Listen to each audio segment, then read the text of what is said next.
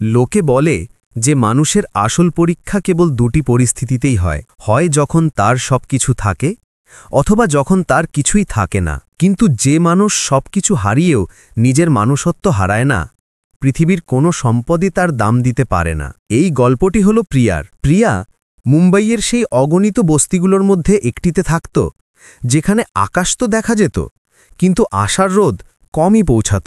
সে একটি ছোট্ট ফুলের দোকানে কাজ করত। তার আঙুল সকাল থেকে সন্ধ্যা পর্যন্ত গাঁদা আর গোলাপ গেঁথে চলত, কিন্তু তার নিজের জীবন কাঁটায় ভরা ছিল। বাড়িতে তার মা ছিল, যিনি বিছানা থেকে উঠতে পারতেন না। প্রিয়ার আয়ের প্রতিটি পয়সা, তার পরিশ্রমের প্রতিটি কণা কেবল মায়ের ওষুধ আর দুবেলা খাবারের জন্যই খরচ হয়ে যেত। তার কাছে দামি পোশাক ছিল না, কিন্তু তার কাছে ছিল এক দামি হৃদয়, এমন একটি হৃদয়ে যা অন্যের ব্যথা বুঝত, কারণ সে নিজে খুব কাছ থেকে কষ্টকে অনুভব করেছিল। এই শহরের অন্য প্রান্তে মেঘ ঝুয়ে থাকা সিংহানিয়া এম্পায়ারের বিলাসবহুল অফিসে বসতেন রতন সিংহানিয়া, এমন একটি নাম যার এক ইশারায় বাজার উঠত এবং পড়ত। রতন তার জীবনে কেবল একটা জিনিসই শিখেছিলেন, টাকা উপার্জন করা এবং তা ধরে রাখা।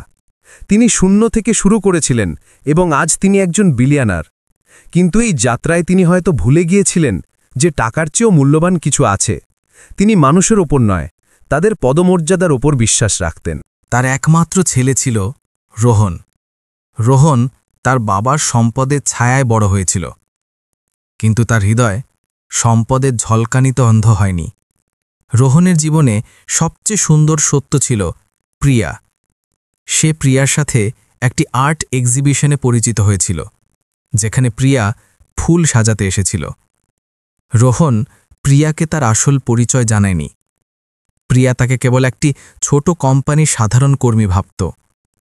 তাদের ভালোবাসা সরলতা আর সত্যের ভিত্তির ওপর দাঁড়িয়েছিল। একদিন রোহন সাহস জুগিয়ে তার বাবাকে প্রিয়ার সম্পর্কে জানানোর সিদ্ধান্ত নিল। সে জানত না যে এই সিদ্ধান্তই প্রিয়ার জীবনের সবচেয়ে বড় পরীক্ষার সূচনা হতে চলেছে। রতন সিংহানিয়া, যিনি বিশ্বাস করতেন যে সব গরিব মানুষের চোখ কেবল তার ভল্টের ওপর রয়েছে, ছেলের মুখ থেকে এক গরিব মেয়ের নাম শুনে স্তম্ভিত হয়ে গেলেন। তিনি সিদ্ধান্ত নিলেন যে এই সোনার পাখি ধরতে আসা মেয়েটিকে তিনি নিজে উচিত শিক্ষা দেবেন। তিনি এমন একটি জাল পাতার সিদ্ধান্ত নিলেন যার মাধ্যমে তিনি তার ছেলে রোহনকে দেখাতে পারবেন যে এই মেয়েটি তাদের ভালোবাসার নয়, বরং তাদের টাকার যোগ্য। পরের দিন রতন সিংহানিয়া তার পরিকল্পনা কার্যকর করলেন। শত শত কোটির সাম্রাজ্যের মালিক, যিনি কখনো তার ইতালীয় জুতোয় এক পরত ধুলো সহ্য করেননি, আজ ছেঁড়া পুরনো নোংরা পোশাকে ছিলেন। তার মুখে নকল ময়লা আর চুলে সাদা পাউডার লাগিয়ে তাকে এক অসহায় বৃদ্ধ ভিখারির রূপ দেওয়া হলো। তার চোখে সেই শূন্যতা ছিল যা জীবনের সব আশা হারিয়ে ফেলেছে। তিনি সেই মন্দিরের সিঁড়িতে গিয়ে বসলেন, যেখান থেকে প্রিয়া রোজ সন্ধ্যায় তার দোকান বন্ধ করে বাড়ি ফিরত।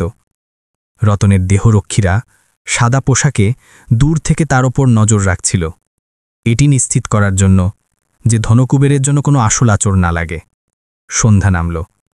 প্রিয়া সারাদিনের ক্লান্তিতে ভেঙে পড়া শরীর নিয়ে তার ছোট উপার্জন আঁচলে বেঁধে মন্দিরের কাজ দিয়ে যাচ্ছিল। তার হাঁটায় দ্রুততা ছিল। তাকে বাড়ি পৌঁছে মাকে ওষুধ দিতে হবে। আজ উপার্জনও কম হয়েছিল, আর তার কপালে চিন্তার রেখাগুলি গভীর ছিল। সে সবে সিঁড়ি দিয়ে নামতে যাচ্ছিল, এমন সময় তার চোখ সেই কাঁপতে থাকা বৃদ্ধ ভিখারির ওপর পড়ল। রতন তার শান্ত কণ্ঠস্বরে, যেটা সে ইচ্ছাকৃতভাবে দুর্বল আর ব্যথিত করে তুলেছিল, কাশি দিতে দিতে বলল, বেটি, দুদিন কিছু খাইনি, ভগবান তোমার ভালো করবে, শুধু একটু জল বা এক টুকরো রুটি। প্রিয়া এক মুহূর্তের জন্য থামল। তার চোখ সেই বৃদ্ধ লোকটির কষ্ট পরিমাপ করল। তারপর তার চোখ পড়ল তার আঁচলে বাঁধা সেই কয়েকটি কয়েন ও নোটের উপর। এই টাকাগুলো তার মায়ের একদিনের ওষুধ ছিল। এক মুহূর্তের জন্য তার বুক ধরফর করে উঠল। যদি সে এই টাকা দিয়ে দেয়, তবে কাল মায়ের ওষুধের কি হবে? এটি সেই দ্বন্দ্ব যা প্রতিটি মানুষের হৃদয়ে ওঠে, যার কাছে দেওয়ার জন্য তার নিজের প্রয়োজন থেকে বেশি কিছু থাকে না। সে চোখ বন্ধ করে একটি গভীর শ্বাস নিল। তারপর সে তার আঁচলের গিট খুলল। সে সেখান থেকে অর্ধেক টাকা বের করল এবং পাশের দোকান থেকে একটি জলের বোতল ও 2টি রুটি কিনল। সে আবার সেই ভিখারির কাছে এলো এবং খুব নরম স্বরে বলল, বাবা, এটা নিন, আপনি প্রথমে একটু জল পান করুন। সে নিজের হাতে বোতলের ঢাকনা খুলল এবং জলটি সেই বৃদ্ধ লোকটির দিকে বাড়িয়ে দিল। রতন সিংহানিয়া, যিনি এই ঘৃণা ভরা পৃথিবীতে কেবল লেনদেন জানতেন, অবাক হয়ে গেলেন। তিনি আশা করছিলেন যে মেয়েটি তাকে বকা দিয়ে চলে যাবে বা উপেক্ষা করবে, কিন্তু প্রিয়া কেবল তাকে খাবারই দিল না, বরং তার বসার ভঙ্গি দেখে বলল, বাবা, আপনার কি ঠান্ডা লাগছে? সে তার কাঁধে রাখা নিজের পুরনো সুতোর কাঁচ করা শালটি বের করল এবং সেই ভিখারির কাঁধের উপর দিয়ে দিল। আমার কাছে শুধু এটাই আছে, আপনি এটা রেখে দিন, রাতে শিশির পড়ে। সে হাসল, এমন একটি হাসি যাতে নিজের দারিদ্র্যের কোনো লজ্জা ছিল না, কেবল দাওয়ার সুখ ছিল। রতনের চোখ বিস্ফারিত হয়ে গেল। এই মেয়ে, সে তার মায়ের ওষুধের টাকা এবং নিজের একমাত্র শাল একজন অচেনা ভিখারিকে দিয়ে দিল। রতনের মাথা ঘুরে গেল। এটা তার পাতা জালে এমন এক পদক্ষেপ যা সে কল্পনাও করেনি, কিন্তু তার ধূর্ত মন মানতে রাজি ছিল না। এটা কেবল দেখানো, সে নিজেকে বলল। হয়তো সে সবাইকে সাহায্য করে, আমাকে এমন কিছু করতে হবে যাতে তার আসল লোভ বেরিয়ে আসে। এই পরীক্ষা এখনো শেষ হয়নি, এটা তো কেবল শুরু। পরের সন্ধ্যাতেও প্রিয়া একই রাস্তা দিয়ে যাচ্ছিল। আজ তার মুখে ক্লান্তি বেশি ছিল। রাতে মায়ের শরীর খারাপ হয়েছিল এবং ডাক্তার কিছু দামি ওষুধ লিখেছিলেন। সে তার মায়ের দেওয়া তার ছোট্ট সোনার দুলটি বিক্রি করার মনস্থির করেছিল। তার মন ভারাক্রান্ত ছিল, কিন্তু পা দুটো ক্লান্ত। সেই মন্দিরের সিঁড়িতে সেই বৃদ্ধ ভিখারি রতন সিংহানিয়া বসেছিলেন, গায়ে প্রিয়ার দেওয়া সেই শালটি জড়ানো। প্রিয়া তাকে দেখল এবং এক মুহূর্তের জন্য থামল। আজ তার কাছে দেওয়ার মতো টাকা ছিল না, কিন্তু সে তার ঝোলা থেকে একটি গাঁদা ফুলের ছোট মালা বের করল, যা বিক্রি হতে বাকি ছিল। বাবা, সে ধীরে ধীরে বলল, আজ টাকা নেই, কিন্তু এই ভগবানের ফুলটি রেখে দেন। রতন কাঁপতে কাঁপতে হাত বাড়িয়ে ফুলটি নিল। সে কিছু বলতে যাচ্ছিল, ঠিক তখনই তার পূর্ব পরিকল্পিত যোজনা অনুযায়ী তার চোখ সিঁড়ির কোণে পড়ে থাকা একটি জিনিসের ওপর পড়ল, একটি কালো চামড়ার মানিব্যাগ। আরে! রতন অবাক হওয়ার ভান পড়ল। বেটি, দেখ তো, ওখানে কি পড়ে আছে? প্রিয়ার চোখ সেই মানিব্যাগের ওপর পড়ল। সে ইতস্তত করল, কিন্তু তারপর মানিব্যাগটি তুলে নিল। যেই সেইটি খুলল, তার চোখ বড় হয়ে গেল। মানিব্যাগে 2000 টাকার নোটের অনেকগুলো বান্ডিল ছিল, কমপক্ষে 5 লক্ষ হবে। সাথে কোনো পরিচয়পত্র ছিল না, কেবল টাকা ছিল। প্রিয়ার বুক জোরে ধড়ফড় করে উঠল। 5 লক্ষ! এই পরিমাণ অর্থ তার জীবন বদলে দিতে পারত। মায়ের পুরো চিকিৎসা, ঘরের ভাড়া, সব কিছু। এক মুহূর্তের জন্য তার হাত কাঁপতে লাগল। রতন সিংহানিয়ার তীক্ষ্ণ চোখ একটি বাজ পাখির মতো প্রিয়ার মুখের প্রতিটি ভাব পড়ছিল। এই তো, সে মনে মনে ভাবল, এখন আসল লোভ বেরিয়ে আসবে। কেউ এত টাকা প্রত্যাখ্যান করতে পারে না। বৃদ্ধ ভিখারির কণ্ঠে এক অদ্ভুত আনন্দ ভরে নিয়ে রতন বলল, দেখলে বেটি, ভগবান আমাদের কথা শুনেছেন। কাল তুমি আমাকে সাহায্য করেছ, আজ দেখো সৃষ্টিকর্তা আমাদের কত কিছু দিয়ে দিলেন। এটা আমাদের ভাগ্য। তুমি এর থেকে অর্ধেক রেখে দাও, যাও তোমার মায়ের চিকিৎসা করাও। কেউ জানতে পারবে না। এটা ভগবানের পুরস্কার তোমার জন্য। প্রিয়া একবার নোটগুলোর দিকে তাকালো এবং তারপর সেই বৃদ্ধ ভিখারির লোভী দেখতে মুখটির দিকে। তার মনে তার মায়ের অসুস্থ মুখটি ভেসে উঠল, কিন্তু তারপর তার বিবেক তাকে নাড়া দিল। সে একটি গভীর শ্বাস নিল এবং মানিব্যাগটি বন্ধ করে দিল। না বাবা, তার কণ্ঠস্বর দৃঢ় ছিল, যদিও কিছুটা কাঁপছিল। এটা আমাদের নয়, এটা কারুর পরিশ্রমের উপার্জন। যে এটি হারিয়েছে সে কত পারেশান হবে। এটা ভগবানের পুরস্কার নয়, এটা আমাদের নিয়তের পরীক্ষা। রতন স্তব্ধ হয়ে গেল। পাগল নাকি মেয়েটা? সে বিরক্ত হয়ে বলল, কাকে ফেরত দেবে? কোনো নাম ঠিকানা নেই, এটা আমরা পেয়েছি, রেখে দাও। প্রিয়া দৃঢ়তার সাথে মাথা নাড়ল। না, আমি এটা মন্দিরের পুরোহিত মশাইকে দিয়ে দেব। তিনি ঘোষণা করিয়ে দেবেন, যার হবে সে চলে আসবে। যদি আমরা এই টাকা রেখে দিই, তবে আমাদের মধ্যে আর একজন চোরের মধ্যে পার্থক্য কি থাকবে? আমি আমার মায়ের চিকিৎসা পাপের টাকায় করাতে পারব না। সে ঘুরে দাঁড়াল এবং সোজা মন্দিরের অফিসের দিকে হেঁটে গেল। রতন সিংহানিয়া, যিনি ভিখারির বেশে ছিলেন, তাকে চলে যেতে দেখতে থাকলেন। তার বুকের ভেতরে একটি অদ্ভুত আলোড়ন হচ্ছিল। এটা ঘাবড়ানো নয়, এটা ছিল আঘাত। প্রথমবার তার সম্পদ, তার চাল, তার বিষ এমন একটি মেয়ের সামনে হেরে গেল যার কাছে 1 পয়সাও ছিল না। এই মেয়ে, সে বিড়বিড় করল, এ সাধারণ নয়। তার সম্মান প্রথমবার তার অহংকারের চেয়ে ভারী প্রমাণিত হচ্ছিল। কিন্তু জেদ তখনও বাকি ছিল। তিনি সিদ্ধান্ত নিলেন, এবার শেষ পরীক্ষা হবে। এবার ভিখারি সেজে নয়, বরং ধনুকুবের রতন সিংহানিয়া সেজে। প্রিয়া যখন মানিব্যাগটি মন্দিরের পুরোহিতের হাতে তুলে দিল, তখন তার মন থেকে একটি বড় বোঝা নেমে গেল। পুরোহিত তার সততার খুব প্রশংসা করলেন, কিন্তু প্রিয়ার কাছে এটা কেবল তার কর্তব্য ছিল। সে ভারী মন নিয়ে বাড়ি ফিরল। মায়ের ওষুধের টাকা এখন তার কাছে ছিল না। সারা রাত সে তার মায়ের পাশে বসে রইল, ভেজা কাপড় দিয়ে তাদের কপাল মুছে দিচ্ছিল এবং মনে মনে ভগবানের কাছে প্রার্থনা করছিল যে কোনো পথ দেখান। তার বিবেক পরিষ্কার ছিল, কিন্তু তার পকেট খালি ছিল, আর এই কটু সত্য তাকে অস্থির করে তুলছিল। পরের সকালে সে তার ফুলের দোকানে বসে গাঁদা ফুলের মালা গাঁথছিল। এই চিন্তায় ডুবে থাকা অবস্থায় হঠাৎ একটি জিনিস রাস্তায় পথচারীদের মনোযোগ আকর্ষণ করল। একটা ঝকঝকে কালো মার্সিডিস, এমন একটি গাড়ি যা এই গলিতে হয়তো কখনো আসেনি। সোজা এসে তার ছোট্ট দোকানের সামনে থামল। প্রিয়া অবাক হয়ে মাথা তুলল। গাড়ি থেকে স্যুট পরা একজন ড্রাইভার নামল এবং পেছনের দরজা খুলল। প্রিয়ার চোখ ঝলসে উঠল। আর একজন অত্যন্ত দামি স্যুট পরা লোক বাইরে এলো। সে কালো চশমা পরেছিল।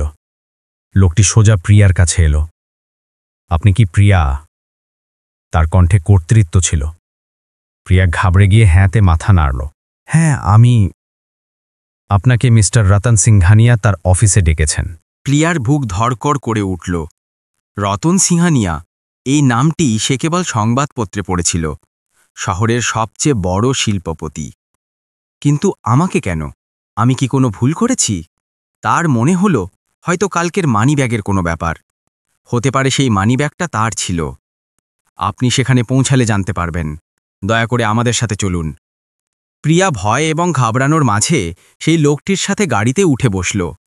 আধ ঘন্টা পর সে এমন একটি ভবনের সামনে দাঁড়াল যা কাঁচ ও ইস্পাত দিয়ে তৈরি এবং আকাশ ছুঁয়ে যাচ্ছিল। সিংহানিয়া এম্পায়ার।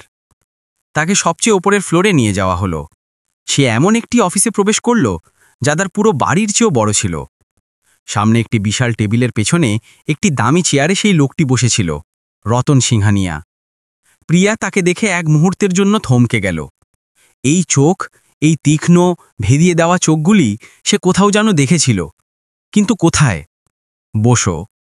রতনের কণ্ঠস্বর গম্ভীর এবং ঠান্ডা ছিল। প্রিয়া কেঁপে গিয়ে বসে পড়ল। রতন কিছুক্ষণ তাকে একদৃষ্টিতে দেখল এবং তারপর তার ড্রয়ার থেকে একটি চেক বই বের করল। আমি তোমাকে জানি এবং আমি এটাও জানি যে তুমি আমার ছেলে রোহনের সাথে মেলামেশা করো। প্রিয়ার পায়ের নিচে থেকে মাটি সরে গেল। রোহান, তার রোহান, যে নিজেকে একটি ছোট কোম্পানির ম্যানেজার বলতো, সে এই সাম্রাজ্যের উত্তরাধিকারী। তার মাথা ঘুরে গেল। তার মনে হলো রোহান তাকে প্রতারণা করেছে। আমি সরাসরি আসল কথায় আসছি। রতন একটি ফাঁকা চেক প্রিয়ার দিকে ঠেলে দিল। আমি জানি তোমরা মেয়েরা কি চাও। কাল মন্দিরের সিঁড়িতে 5 লক্ষ টাকা ফিরিয়ে দিয়ে তুমি খুব ভালো অভিনয় করেছ। তুমি হয়তো ভেবেছ যে ছোট টাকা প্রত্যাখ্যান করে রোহনের মাধ্যমে তুমি আমার পুরো সম্পত্তির ওপর দখল করে নেবে। প্রিয়ার চোখে জল ভরে এলো। এটা ছিল অপমান। এই নাও ফাঁকা চেক, রতন সিংহানিয়া বলল। এতে তোমার মূল্য ভরো। 100,000, 1 কোটি, 10 কোটি, যত টাকা তোমার আমার ছেলের কাছ থেকে দূরে থাকার জন্য চাই, ভরে নাও। এই টাকা নাও এবং এই মুহূর্তে আমার ছেলের জীবন এবং এই শহর থেকে চলে যাও। এটা ছিল প্রিয়ার জীবনের শেষ এবং সবচেয়ে কঠিন পরীক্ষা।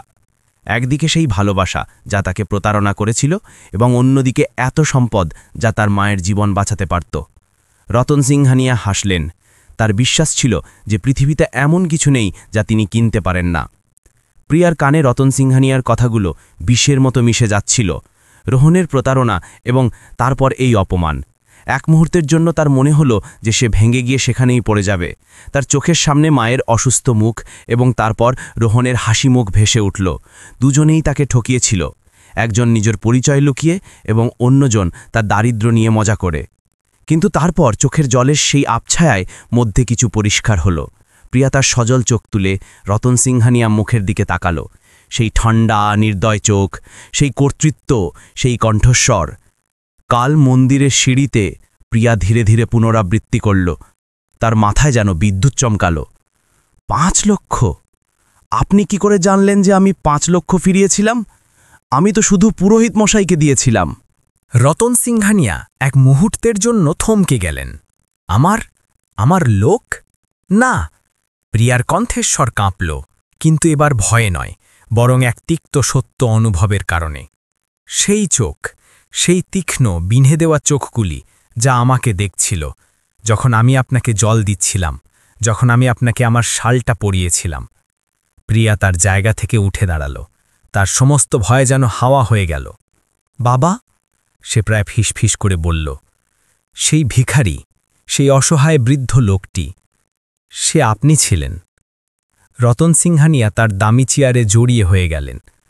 তার মুখ, যা সর্বদা ক্ষমতা এবং অহংকারে জলজল করত, প্রথমবার ফ্যাকাশে হয়ে গেল। তার সবচেয়ে বড় বাজি উল্টে গেল। সে ধরা পড়েছিল। প্রিয়ার চোখ থেকে জল ঝরতে লাগল, কিন্তু এখন তা অসহায়তার নয়, বরং রাগ এবং করুণার ছিল। আপনি এতটা নিচে নেমে গেলেন মিস্টার সিংহানিয়া?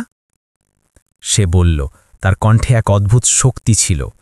একজন বিলিয়নিয়ার, যিনি তার হবু বউকে পরীক্ষা করার জন্য ভিখারির রূপ নিলেন। সে সেই ফাঁকা চেকটি তুলে নিল। আপনি ভাবেন যে আপনি এই কাগজের টুকরো দিয়ে আমার মূল্য নির্ধারণ করবেন, আমার সততা কিনবেন? আমার টাকার প্রয়োজন। সে কাঁদতে কাঁদতে বলল, এত প্রয়োজন যে আমি হয়তো প্রকাশও করতে পারব না। আমার মা বিছানায়। কিন্তু আপনার মতো ধনী লোকেরা কখনো বুঝবেন না যে আমাদের গরিবদের কাছে যখন টাকা থাকে না, তখনও আমাদের কাছে কিছু থাকে, তাকে বিবেক বলে। রতন মুখ হাঁ করে বসে রইলেন। আপনি বিলিয়নিয়ার হয়েও এতটা ফকির যে আপনাকে একটা মেয়ের ভালোবাসা পরীক্ষা করার জন্য ছদ্মবেশ নিতে হলো। আপনি ভাবলেন আমি আপনার টাকার জন্য মরি। প্রিয়া সেই ফাঁকা চেকটি তার হাতে ধরল। আপনার সম্পদ আপনাকে এতটা অন্ধ করে দিয়েছে যে আপনার কাছে প্রতিটি মানুষ বিক্রিযোগ্য মনে হয়। আপনি পৃথিবীর সবচেয়ে মূল্যবান জিনিস মানুষত্বকেই চিনতে পারলেন না। এবং তারপর রতন সিংহানিয়া কিছু বলার আগেই প্রিয়া সেই ফাঁকা চেকটি ফাড়ল এবং তার টুকরো টুকরো করে তার টেবিলের উপর ছুঁড়ে ফেলল। এই নিন আমার মূল্য। সে ঘুরে দরজার দিকে পা বাড়াল। আর রোহনের কথা, সে নিজের পরিচয় লুকিয়ে আমার বিশ্বাস ভেঙেছে। কিন্তু আপনি তো আজ এটা প্রমাণ করে দিলেন যে সে তার ধনী বাবার চেয়েও ধনী, কারণ অন্তত কার হৃদয়ে এখনও বিক্রি হয়নি। প্রিয়া সবে দরজা খুলতে যাচ্ছিল, এমন সময় দরজাটা নিজেই খুলে গেল। সামনে রোহন দাঁড়িয়েছিল, হাঁপাচ্ছিল। সে তার বাবার সেক্রেটারির কাছ থেকে শুনেছিল যে প্রিয়াকে ডাকা হয়েছে। সে টেবিলে ছেঁড়া চেকের টুকরোগুলো দেখল, প্রিয়ার চোখের জল দেখল এবং তার বাবার নতমস্তক দেখল। সে সব বুঝে গেল। প্রিয়া, সে তার দিকে এগিয়ে গেল। দাঁড়াও প্লিজ প্রিয়া। প্রিয়া ঘুরে তার দিকে তাকালো। তার চোখে জল আর প্রশ্ন ছিল। কেন দাঁড়াবো রোহন? বা তোমার আসল নাম যাই হোক না কেন, এই সব কি একটা মজা ছিল আমার সাথে, আমার দারিদ্র্যের সাথে? প্রথমে তুমি মিথ্যা বললে এবং তারপর তোমার বাবা। তুমি আমার মানুষত্বের দল হাঁকালেন। রোহন ব্যথিত দৃষ্টিতে তার বাবার দিকে তাকালো। আমি মিথ্যে বলিনি যে আমি তোমাকে প্রতারণা করতে চেয়েছিলাম প্রিয়া।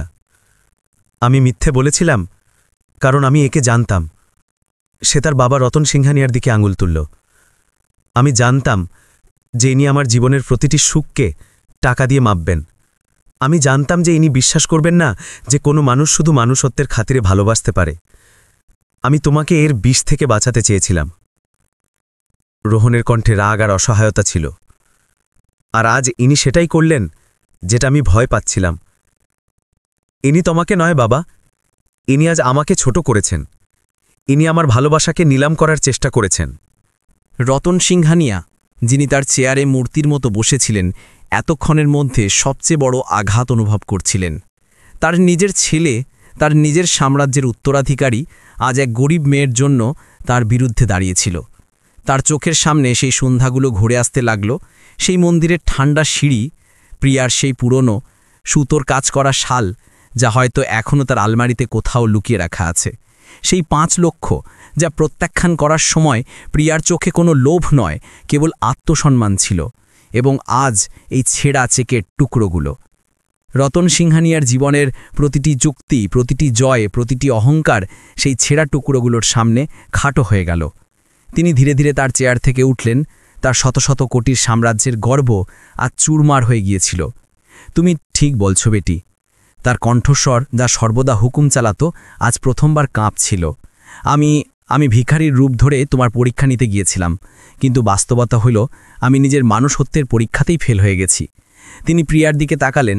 তার চোখে সেই ঠান্ডা ভাব নয়, বরং এক অদ্ভুত নম্রতা ছিল। আমি বিলিয়নিয়ার হয়েও ফকির। আমার সম্পদ আমাকে এটা শেখাতে পারেনি যে বিবেক কি হয়। সেটা তুমি আমাকে শিখিয়েছ। যখন তুমি আমাকে তোমার সেই শালটি দিয়েছিলে, সেই রাতে সেই ভিখারিকে ঠান্ডা লাগছিল না, ঠান্ডা তো আমার হৃদয়ে জমেছিল, যা তোমার ভালোত্ব গলিয়ে দিল। যখন তুমি সেই 5 লক্ষ ফিরিয়েছিলে, তখন আমি জানতে পেরেছিলাম যে আভিজাত্য অর্থে নয়, নিয়তের মধ্যে থাকে। এবং আজ এই ছেঁড়া ছেকের টুকরোগুলো। রতন সিংহানিয়া জোর হাত করলেন। এটা এমন একটি মুহূর্ত ছিল যা কল্পনাও করা যেত না। যদি সম্ভব হয় তবে এই বৃদ্ধ অন্ধ হয়ে যাওয়া বাবাকে ক্ষমা করে দিও। রোহন তোমাকে পছন্দ করেনি। আমি আমার ছেলের জন্য তোমার মতো বউকে পছন্দ করেছি। প্রিয়া স্তম্ভিত হয়ে দাঁড়িয়েছিল। এসব কি হচ্ছিল? কিন্তু রতনের কণ্ঠস্বর ভারাক্রান্ত হয়ে এলো। হয়তো এখন অনেক দেরি হয়ে গেছে। প্রিয়া তাদের দুজনের দিকে তাকালো। আমার মা, সে শুধু এইটুকুই বলতে পারল। আমার মা একা, আমাকে যেতে হবে। সে কারো জন্য থামল না। সে সেই বিলাসবহুল অফিস থেকে বাইরে বেরিয়ে গেল।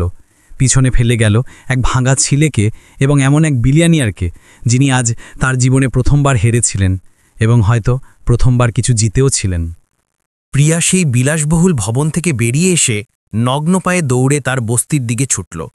তার হৃদয় হাজারো টুকরা বিভক্ত ছিল। রোহনের মিথ্যা, রতন সিংহানিয়া জঘন্য খেলা এবং সবচেয়ে বড় কথা, তার মায়ের খারাপ অবস্থা। সে হাঁপাতে হাঁপাতে যখন তার ঝুপড়ির দরজায় পৌঁছাল, তখন যা দেখল তাতে তার শ্বাস বন্ধ হয়ে গেল। ভেতরে 2 জন নার্স ছিল এবং একজন সুপরিচিত ডাক্তার ভার্মা, শহরের সবচেয়ে বড় হার্ট স্পেশালিস্ট, তার মায়ের শিওরে দাঁড়িয়েছিলেন। মায়ের শ্বাস-প্রশ্বাস বন্ধ হচ্ছিল না। তিনি শান্তিতে ঘুমাচ্ছিলেন এবং তাদের হাতে একটি ড্রিপ লাগানো ছিল। ঘরের ভেতরে সেই ওষুধের সুবাস ছিল যা প্রিয়া আজ পর্যন্ত কিনতে পারেনি। এসব কি? প্রিয়া কাঁপতে কাঁপতে জিজ্ঞেস করল। আপনাকে কে ডেকেছে? আমার কাছে টাকা নেই। ডাক্তার ভার্মা হাসলেন। চিন্তা করবেন না প্রিয়াজি, আপনার মা এখন বিপদের বাইরে। তার অবিলম্বে যত্ন প্রয়োজন ছিল এবং আপনার সমস্ত বিল কেউ পরিশোধ করে দিয়েছেন। তিনি আমাদের এখানে সঙ্গে সঙ্গে পাঠিয়েছেন। কে? প্রিয়া অবাক হয়ে জিজ্ঞেস করল। ঠিক তখনই তার ঝুপড়ি সংকীর্ণ দরজায় 2টি ছায়া এসে দাঁড়াল, রতন সিংহানিয়া এবং রোহান। তারা সেই বিলাসবহুল মার্সিডিজে আসেননি। তারা একটি সাধারণ গাড়ি থেকে এসেছিলেন এবং পায়ে হেঁটে সেই কাদামাখা গুলি দিয়ে তার দরজা পর্যন্ত পৌঁছেছিলেন। রতনের দামি জুতায় কাদা লেগেছিল, কিন্তু আজ তার এতে কোনো পরোয়া ছিল না। প্রিয়ার চোখে রাগ ভরে এলো। এ কি? আমার মাকে কিনে আপনি আমার বিবেক কিনতে চান? রতন সিংহানিয়া মাথা নিচু করলেন। সেই বিলিয়নিয়ার, যিনি পৃথিবীকে তার ইশারায় নাচাতেন, আজ এক গরিব মেয়ের দরজায় অপরাধীর মতো দাঁড়িয়েছিলেন। না বেটি, তার কণ্ঠে কর্তৃত্ব নয়, মিনতি ছিল। এটা সেই শালের মূল্য, এটা সেই জলের বোতলের মূল্য, এটা সেই 2টি রুটির ঋণ যা তুমি সেই ভিখারিকে দিয়েছিলে। সেটা এত মূল্যবান জিনিস ছিল যে আমার এই পুরো সাম্রাজ্য একসঙ্গে হয়েও তার মূল্য শোধ করতে পারবে না। তিনি এগিয়ে গেলেন এবং প্রিয়ার সামনে জোর হাত করলেন। সেদিন মন্দিরে তুমি বলেছিলে যে এটা ভগবানের পুরস্কার নয়, নিয়তের পরীক্ষা। তুমি তো তোমার পরীক্ষায় পাশ হয়ে গেছ, কিন্তু আমি হেরে গেছি। আমি তোমাকে আমার বউ করতে আসিনি, তোমার কাছে ক্ষমা চাইতে এসেছি। আমি আমার সমস্ত সম্পদ তোমার পায়ে রেখে দিলেও তোমার সততার কাছে তা কম হবে। রোহান চোখে জল নিয়ে প্রিয়ার দিকে তাকালো। প্রিয়া, আমি শুধু একটি সত্য লুকিয়েছিলাম, কিন্তু আজ তোমার সেই সত্য আমার বাবাকে সেই আয়না দেখিয়ে দিয়েছে যা আমি তাকে কখনো দেখাতে পারিনি। তুমি কেবল আমার মায়ের চিকিৎসা করছো না, তুমি আমার বাবার চিকিৎসা করছো। প্লিজ আমাদের ক্ষমা করে দাও। প্রিয়া একবার তার ঘুমন্ত মায়ের দিকে তাকালো, যার শ্বাস-প্রশ্বাস এখন স্থির ছিল। তারপর সে রতন সিংহানিয়ার নত মস্তক এবং রোহানের সজল চোখ দেখল। তার সমস্ত রাগ গলে গেল। সে জানত যে এটা নাটক নয়, এটা ছিল একটা ভেঙে যাওয়া অহংকারের সত্য। এটা ছিল কর্মের চক্র যা আজ সম্পূর্ণ হয়েছিল। প্রিয়া ধীরে ধীরে রতন সিংহানিয়ার হাত ধরল, যা জোর করা ছিল। বাবা, সে সেই একই শব্দ পুনরাবৃত্তি করল যা সে মন্দিরের সিঁড়িতে বলেছিল, ভেতরে আসুন, ঘর নোংরা, কিন্তু আপনার মেয়েরই তো। রতন সিংহানিয়া কেঁদে উঠলেন। তিনি তার গরিব হতে যাওয়া বউকে পরীক্ষা করার জন্য ভিখারির রূপ ধারণ করেছিলেন, কিন্তু সেই গরিব মেয়ের একটি জবাব, তার মানুষত্ব, তাকে বাধ্য করেছিল নিজের সমস্ত সম্পদ, নিজের অহংকার, নিজের গর্ব এবং নিজের হৃদয় দিয়ে দিতে।